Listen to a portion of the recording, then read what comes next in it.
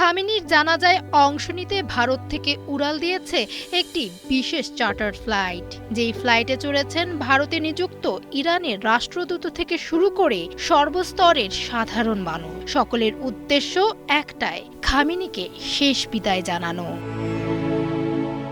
Video ফুটেজে দেখা যায় নয়াদিল্লির ইন্দিরা গান্ধী আন্তর্জাতিক বিমানবন্দরে যাত্রীরা ডিপার্চার হলে অপেক্ষা করছেন। পরবর্তীতে তারা চেক ইন কাউন্টারে লাইনে দাঁড়িয়ে বোর্ডিং এর প্রস্তুতি নেন। ভারতে নিযুক্ত ইরানের রাষ্ট্রদূত মোহাম্মদ ফাতাহ আলী এবং অন্যান্য ইরানি কর্মকর্তারাও এই বিশেষ ফ্লাইটে ভ্রমণের জন্য উপস্থিত হয়েছেন। আমি কখনো ভাবিওনি যে এমন একটি অনুষ্ঠানে যোগ দিতে আমি ইরান ভ্রমণ করতে পারবো। এই ঘটনাটি আমার হৃদয়ে গভীর আবেগের জন্ম দেয়, কারণ যেদিন আমাদের নেতা আয়াতুল্লাহ সৈয়দ খামেনি শহীদ হয়েছিলেন সেই দিনটি এখনো আমার মনে একইভাবে গেঁথে আছে। খামেনির মৃত্যুকে দুঃখজনক আখ্যা দিয়ে তার অবদানের প্রশংসা করেন একজন হিন্দু ধর্মাবলম্বী।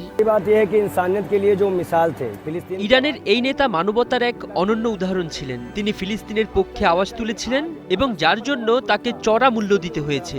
এই ফ্লাইটে আমরা হিন্দু, মুসলিম থেকে শুরু করে খ্রিস্টান সম্প্রদায়েরও অত্যন্ত নামী ও বিখ্যাত ব্যক্তিদের উপস্থিতি আশা করছি, কারণ ইমাম খামেনির শাহাদাতের পর সবাই খুব গুরুত্বপূর্ণ ভূমিকা পালন করেছেন। ইরানের সরকারি ঘোষণা অনুযায়ী ৪ জুলাই তেহরানের ইমাম খোমেনি মুসল্লায় মূল আনুষ্ঠানিকতা শুরু হবে, যেখানে শোকাকুল জনতা ২ দিন ধরে তাদের শেষ শ্রদ্ধা নিবেদন করবেন। দর্শনার্থীদের বিশাল ঢল সামলাতে তেহরান কর্তৃপক্ষ বিভিন্ন মসজিদ, স্টেডিয়াম, পার্ক এবং অস্থায়ী ক্যাম্পে থাকার ব্যবস্থার প্রস্তুত করেছে। আগামী ৬ জুলাই একটি গণজানাজা বা শোক মিছিলের সূচি নির্ধারণ করা হয়েছে, যার পর ৭ জুলাই এই আনুষ্ঠানিকতা কোম নগরীতে স্থানান্তরিত হবে।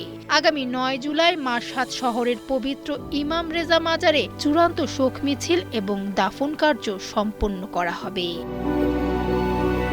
ফামিহা সুহরাওয়ার্দী, সময়ের আলো।